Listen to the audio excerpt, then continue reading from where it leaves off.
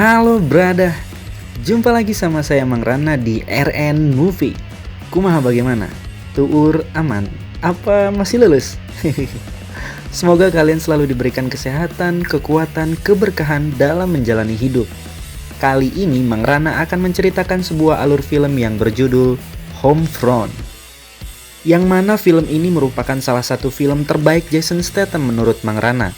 Baik, tanpa banyak ngangengong lagi, langsung saja renggangkan badan, hembuskan nafas, dan markijo. Mari kita lalajo. Silent.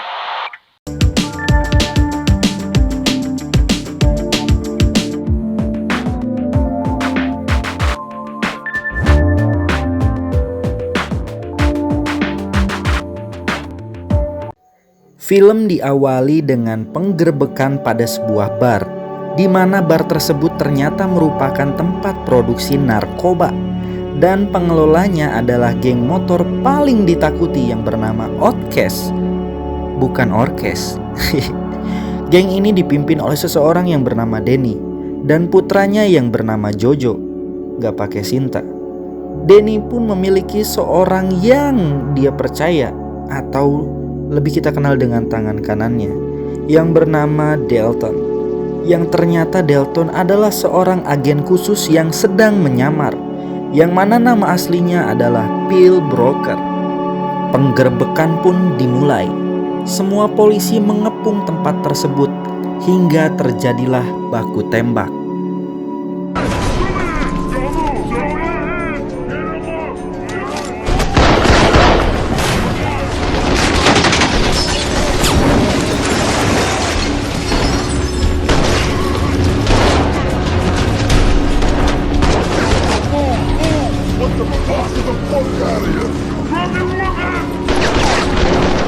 Kemudian Denny dan Jojo berhasil kabur dari tempat itu dengan mobilnya.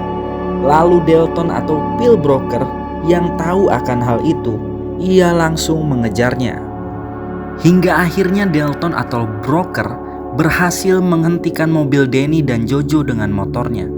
Dan Broker pun berhasil menangkap Denny. Sementara Jojo, anak Denny, terlihat akan mengeluarkan sesuatu dari bajunya. Apakah itu pintu kemana saja? Atau baling-baling bambu? Entahlah. Yang pasti hal itu mengakibatkan para polisi di sana memberondong tembakan kepada Jojo. Denny yang melihat hal tersebut menjadi sangat murka dan marah. Ia pun merasa sangat dikhianati oleh Dalton, dan ia pun bersumpah akan membalasnya. Broker pun merasa sangat kecewa dengan apa yang telah ia lihat tadi maksudnya.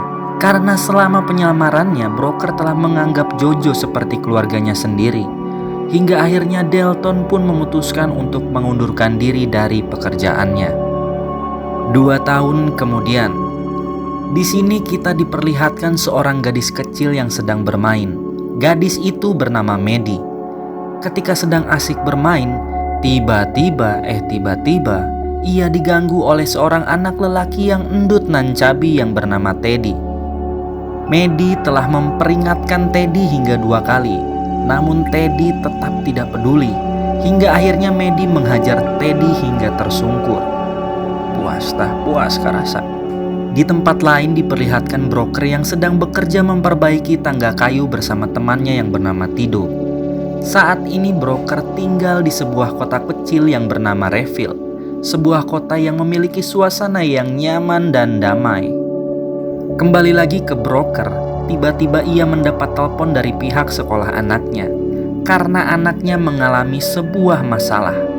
Lalu Broker pun pergi ke sekolah anaknya. Sesampainya di sana, ia bertemu orang tua dari Teddy.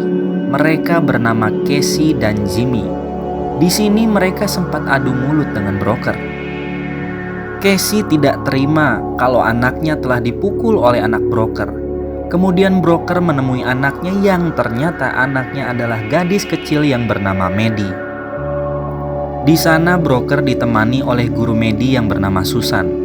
Broker mendengar cerita dari Susan, namun Broker tidak memarahi Maddie karena ia tahu putri kecilnya sedang membela diri. Di parkiran Broker dan Maddie kembali bertemu dengan Casey. Casey yang masih tidak terima meminta suaminya untuk menghajar broker. Dan inilah yang terjadi.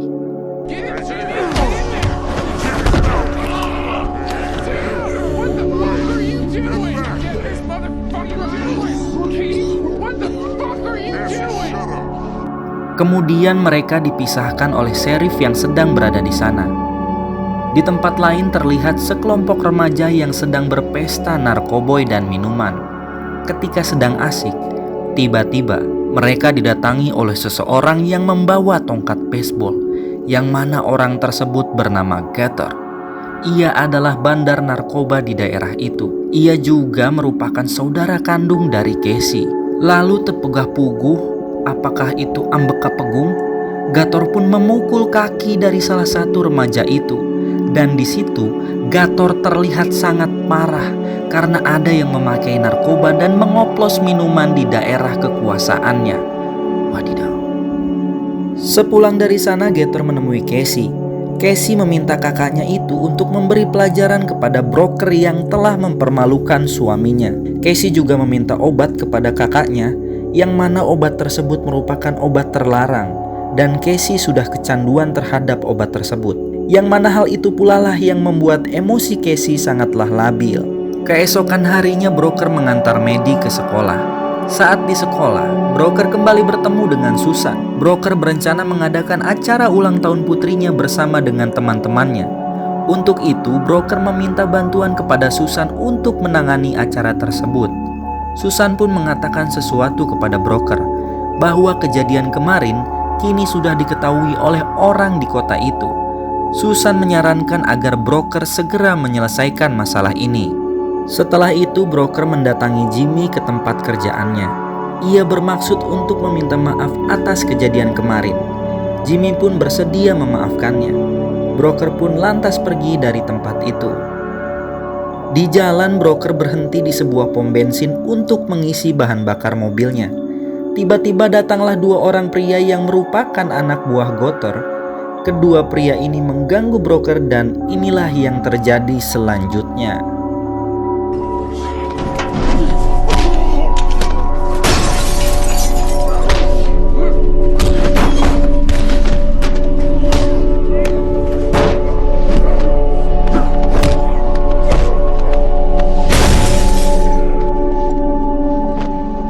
Di tempat lain, Gator yang sedang meracik obat mendapat telepon dari anak buahnya tadi.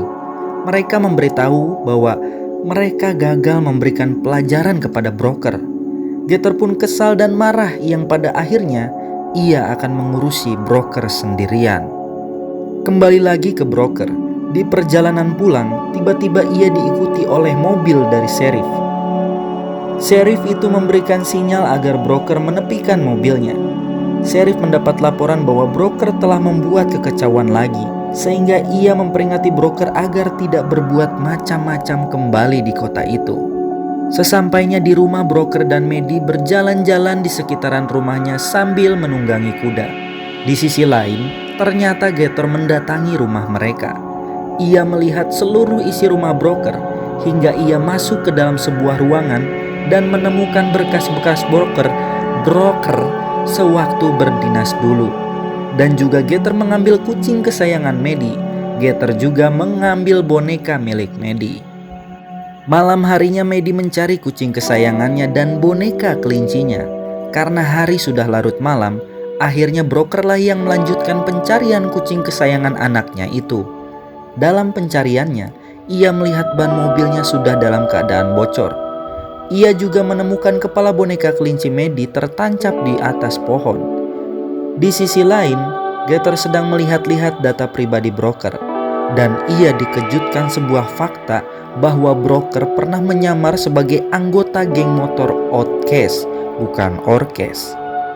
Setelah itu, Gator menelpon pacarnya yang bernama Cheryl untuk mendatanginya besok pagi.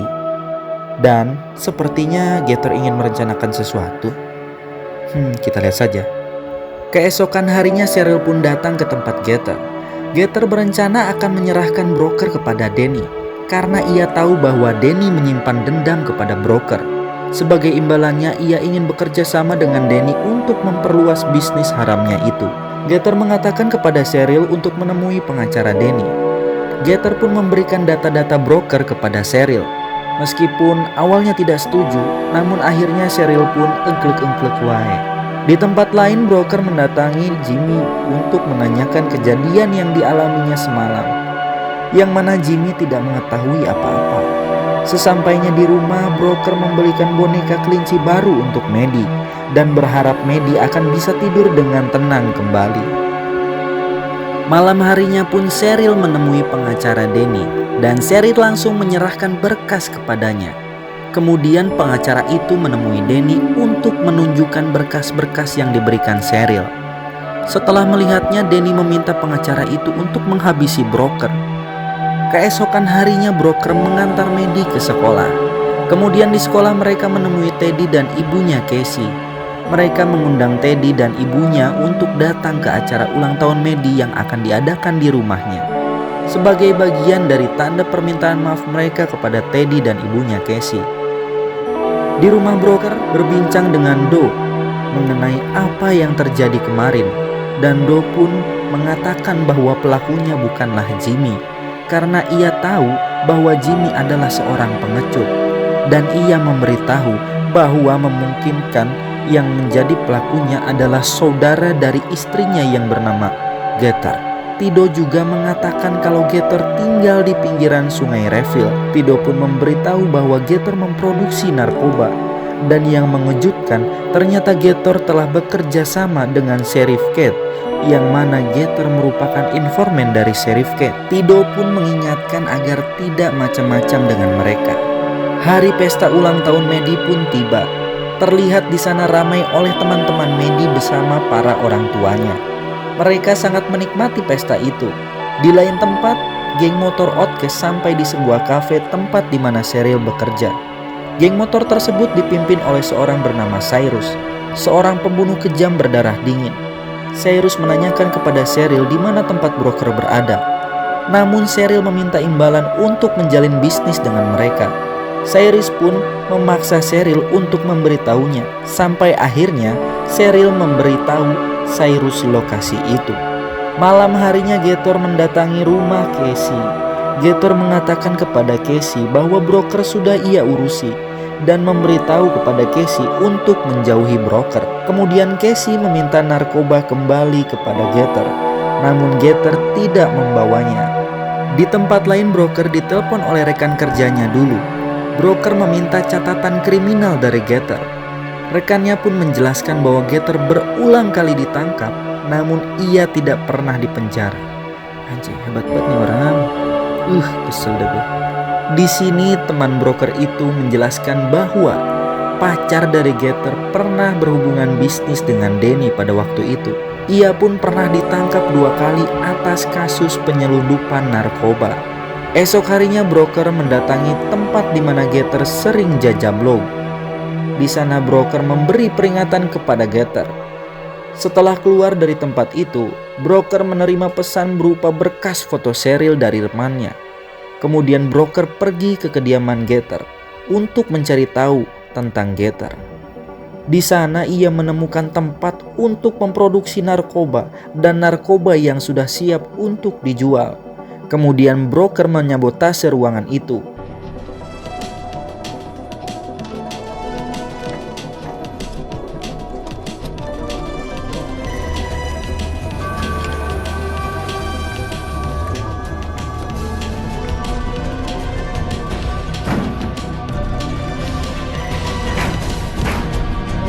Di sana pun ia menemukan kucing kesayangan Maddie. Namun, broker ketahuan oleh anak buah Getter. Dan inilah yang terjadi.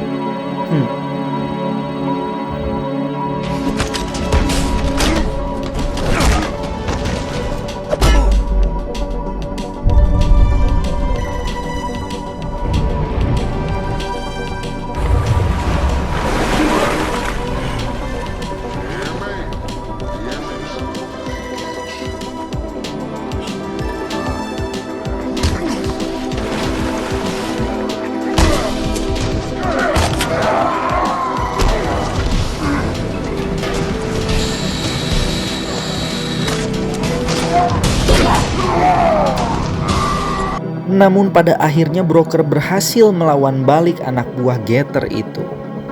Di scene lain, Cyrus dan anak buahnya sampai di tempat Getter. Getter tidak ingin ikut dengan Cyrus. Sebagai gantinya, Cyrus membawa Cheryl sebagai petunjuk jalan. Di tempat lain, Tido datang untuk membawa kuda-kuda broker. Singkat cerita, Cyrus sudah sampai di pekarangan rumah broker. Kemudian salah satu anak buah Cyrus memeriksa ke dalam kandang kuda broker. Dan sesampainya di kandang, ia pun dihabisi oleh Tido.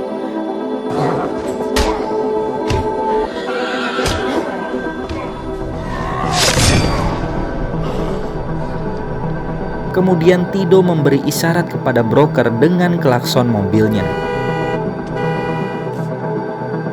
Kemudian Cyrus dan kawan-kawan berpencar untuk mengepung rumah broker. Mengepung, kalau mengopung itu beda lagi. Ahai, mengepung rumah broker. Sementara broker mengamankan Medi di lantai bawah dan menyuruhnya untuk menelpon polisi. Setelah itu terjadilah baku tembak.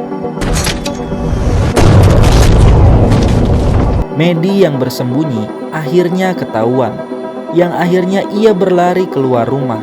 Broker yang mengetahui hal itu pun ia ikut meluncur untuk mengejar Medi. Kemudian Medi diculik oleh Cheryl. Broker berusaha mengejarnya, namun ia terlambat karena ia harus menghabisi dulu Cyrus dan kawan-kawannya tadi. Setelah broker kembali ke rumah, polisi pun berdatangan. Kemudian Medi menghubungi broker. Melalui itu Medi menyebutkan ciri-ciri orang yang telah menyuliknya dan mengatakan bahwa ia berhenti di sebuah tempat yang memiliki kipas besar di dalamnya. Broker pun ingat dengan tempat itu, bahwa itu adalah tempat dari Getter. Broker pun bergegas menuju ke tempat itu. Sementara itu Cheryl sampai di sana.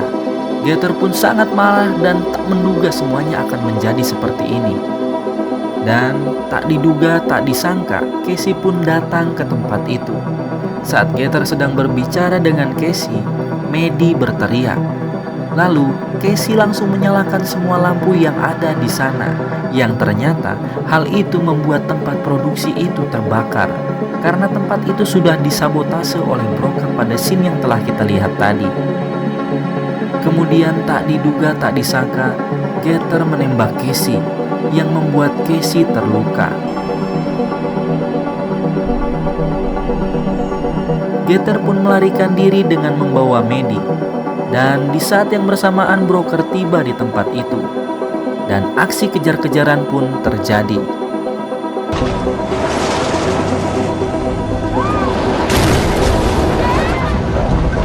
Dan sesampainya di sebuah jembatan, para polisi mengepung Getter. Broker yang mengejarnya tancap gas untuk sampai di jembatan itu. Saat Getter mendekati mobil broker yang sudah terguling, salah satu polisi membidik kepalanya. Namun inilah yang terjadi.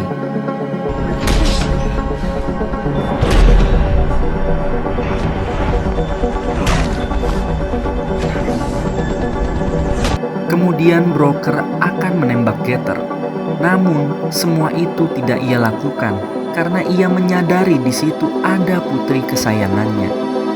Sementara itu Cheryl ditangkap oleh polisi dan Casey mendapat perawatan untuk luka tembaknya. Di akhir cerita, Danny terlihat akan menemui seseorang yang ternyata itu adalah broker. Broker datang hanya untuk menyapanya. Dan film pun tamat. Pesan yang dapat kita ambil adalah kasih sayang orang tua sepanjang masa, maka sayangilah orang tuamu. Sekian dari Mang Rana, sampai jumpa lagi.